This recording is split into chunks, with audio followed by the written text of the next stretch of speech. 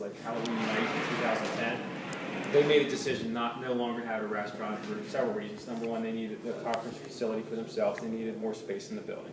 And they didn't want to really have a restaurant in their building because of liability reasons, what they do here. Because the restaurant can burn the building down. Not that they would. Does the tenant own the building? Yes. Okay. Very active owner, very active. The people that are making decisions with the company are here. So they see everything that goes on, and they're very particular, extremely particular. This is crystal clear on that.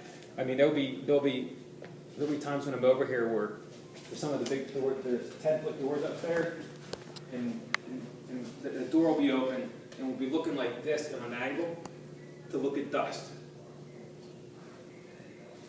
Understood? Yep, understood. Or I'm walking into a restroom, looking on the partition behind, and there's a handle with a speck of dirt behind the handle in the partition.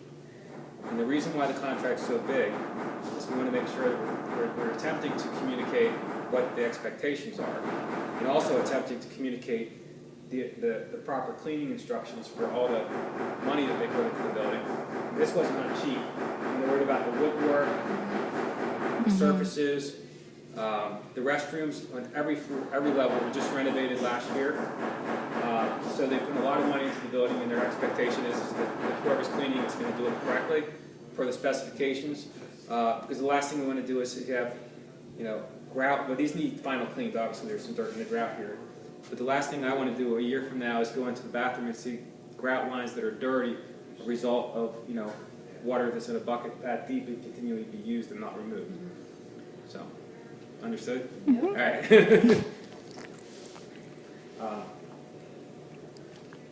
So I don't know the best way to do this. So I guess we just walk through. I'll give you some random areas of the building.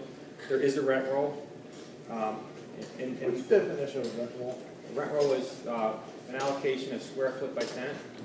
So if this building is Like 57 and it's like 42 about 42 feet. correct, yeah, that would be this 42. This is the building. When you add these two together, that's the building size. Yeah. This is what's being cleaned.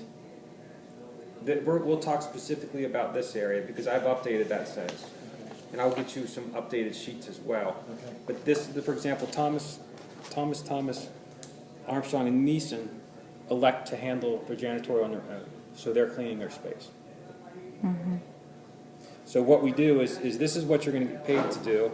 As this space gets occupied and we include it, Okay. we will switch that over. That will fluctuate, so that's the rent roll.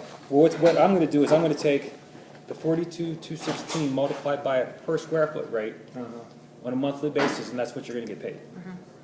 So if it's 50 cents a square foot, Right. Or $3?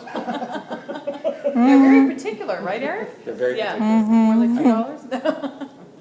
I want that to be crystal Yeah, clear. I mean, absolutely. the expectations are going to be up here. Way high. And if there's an issue, it's reported, and it's not resolved, it's going to get even worse.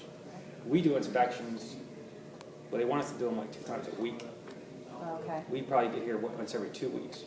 okay. The idea of how to, a lot of the issues, as we walk through the space, there's some older carpet upstairs, and they're very particular about carpet.